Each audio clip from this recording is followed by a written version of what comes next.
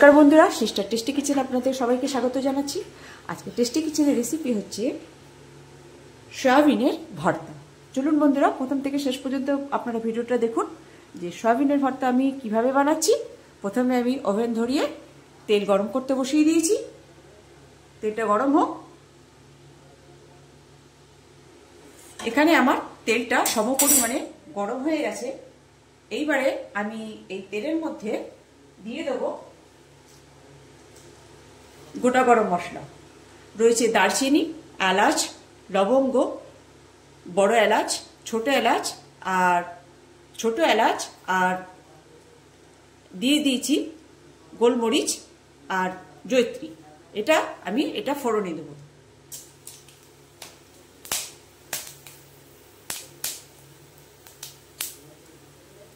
এবার কেটে রাখা পেঁয়াজ কুচি দিয়ে দেব।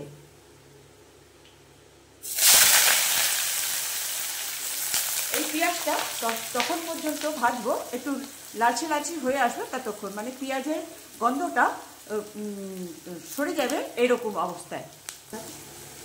বন্ধুরা, পেঁয়াজটা ভাজা হতে থাকুক, ততক্ষণে আমি দেখিয়ে দিই বন্ধুরা, এই যে সয়াবিনটাকে সেদ্ধ করে আমি পুরো এরকম রেশে রেশে ছাড়িয়ে নিয়েছি। যেটা ছাড়াতে হবে, নাহলে চিকেন ভর্তাটা ভালো হবে না। তো এরকম সয়াবিন ভর্তা তো এরকম রেশে রেশে আমি ছাড়িয়ে নিয়েছি, এই দেখুন। ঠিক আছে। আর প্রথমে সেদ্ধ করে আমি কাঁটা চামচের সাহায্যে মানে এক হাতে ধরে আস্তে আস্তে আস্তে আস্তে করে পাতলা পাতলা করে এই যে স্লাইস করে নিয়েছি। এইটা প্রথম স্টেপ, যেটা আমি সেদ্ধ করে ছাড়িয়ে রেখেছি। এইবারে পেঁয়াজটা আমি ভাজবো, গোলাপি গোলাপি করে পেঁয়াজটা ভেজে নেব। বন্ধুরা, এই যে পেঁয়াজটা আমার গোলাপি গোলাপি ঠিক হয়ে এসছে, এবারে দিয়ে দেব আদা রসুনের পেস্ট। এবার দিয়ে দেবো আদা রসুনের পেস্ট। আদা রসুনের পেস্টটা দিয়ে বন্ধুরা ভালো করে একটু কষে নেব। তারপরে দিয়ে দেবো বন্ধুরা, এই যে আমি দিয়ে রেখেছি জিরে গুঁড়ো, ধনে গুঁড়ো, লঙ্কা গুঁড়ো, হলুদ গুঁড়ো, নুন আর গোলমরিচ গুঁড়ো। এবার এটাকে দিয়ে বন্ধুরা এর মধ্যে দিয়ে দিয়েছি 2 চামচি দই। এবারে এই মশলাটা এর ভেতরে দিয়ে দেবো। প্রেসার দিয়ে দিই।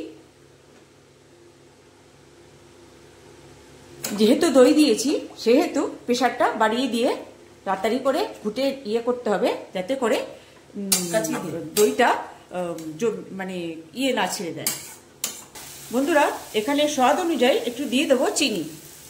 কেন কি দই দেওয়া আছে? দই দেওয়া হয়েছে তো নুন, চিনি আর ঝাল, নুন সমস্ত একটা ব্যালেন্স হলে সুন্দর লাগবে খেতে। বন্ধুরা, দিলে দইয়ের টকটার সঙ্গে ব্যালেন্স করবে। এই যে মশলা থেকে আমার তেল ছেড়ে দিয়েছে। এইবারে এই সেদ্ধ করা সয়াবিনটা চলে আসছে। সয়াবিনটা দিয়ে দেবো। বন্ধুরা, এইবার দিয়ে দিলাম এই সয়াবিন কুচিগুলো। এবার এই সয়াবিনটা দিয়ে ভালো করে কষে নেবে। কি বন্ধুরা, এইবারে দিয়ে দেবো জল।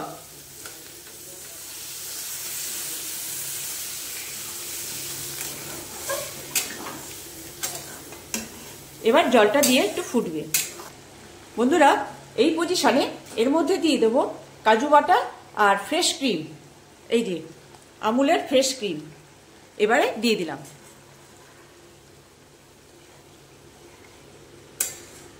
এবার এটা দিয়ে ফুটবে। বন্ধুরা, এবারে দিয়ে দেবো কসুরি মেথি। দেখুন একদম জল পুরো একদম পুরো থেকে তেল ছাড়ছে। এই পজিশনে এটাকে ভেজে নামাতে হবে। তো বন্ধুরা, আমার চিকেন নাড়ানাড়ি করলে তো ওটা একটুখানি বেশি বেশি গদগদে হয়ে যাবে। সেই জন্য সেটা যাতে একটুখানি লাচ্ছা লাচ্ছা থাকে খেতে, তাহলে টেস্ট লাগবে। বন্ধুরা, এতে আপনি ভাত দিয়েও খেতে পারবেন, রুটি দিয়েও খেতে পারবেন, পরোটা সমস্ত সবকিছু দিয়ে খাওয়া যাবে। একদম ভাত মানে খুব সুন্দর সুন্দর খেতে লাগে, মানে অমায়িক যাতে, মানে অসাধারণ যাকে বলে, এত সুন্দর লাগে বন্ধুরা খেতে। মানে রুটিতে তো ভালোই লাগে, ভাতে আরো ভালো লাগে। তো বন্ধুরা, আমার এই সয়াবিন ভর্তাটা হয়ে গেছে। এবার এটাকে নামিয়ে নেব। গ্যাস করব অফ আর করব প্লেটিং। বন্ধুরা, এই যে আমার ফাইনালি সয়াবিন ভর্তা। সামান্য একটা রেসিপি বন্ধুরা, আপনারা বানিয়ে খাবেন। এই যে দেখুন তো বন্ধুরা, কেমন লাগছে আমার এই সয়াবিন ভর্তাটা। যেহেতু আমি এখানে কসুরি মেথি দিয়েছি, সেহেতু গার্নিশের জন্য আমি এখানে ধনে পাতাটা ইউজ করতে পারছি না। তাহলে কসুরি মেথির যে গন্ধটা, ফ্লেভারটা, সেটা ডিস্টার্ব হয়ে যাবে। সেই জন্য আমি এখানে আর কিছু দিলাম না। এই যে এইভাবেই আমি রেখে দিলাম এই যে আমার সয়াবিন ভর্তা। বন্ধুরা, আপনাদের কেমন লাগছে সয়াবিন ভর্তা? দেখতে কেমন লাগছে? দুর্দান্ত গন্ধ তো বেরিয়ে গেছে, মানে মনে হচ্ছে যে এক্ষুনি একটা রুটি দিয়ে খেয়ে নিই। তো যেহেতু আমার ঘরে তো মা রয়েছে, আগেও বলেছি এখনো বলছি, যেহেতু আমরা ঘরে মা রয়েছে, মাকে ছাড়া তো আমি অন্য কিছু মুখে দিতে পারি না। কিন্তু যখন আমরা খাবো তখন আপনাদের দেখাবো যে খেতে কত দুর্দান্ত সুস্বাদু। মা যা খেয়ে বলবে যে কেমন হয়েছে। তো বন্ধুরা, এই আমার সামান্য একটা রেসিপি। সয়াবিন তো থাকেই, 10 টাকার সয়াবিনের প্যাকেট নিয়ে আসলেই একদম প্লেট এক থালা ভাত উঠে যাবে শীতে। হ্যাঁ, তো বন্ধুরা, এই ছিল আমার সয়াবিন ভর্তা। সামান্য একটা রেসিপি, আপনারা বানিয়ে খাবেন আর এনজয় করবেন। রাখছি বন্ধুরা, বাই।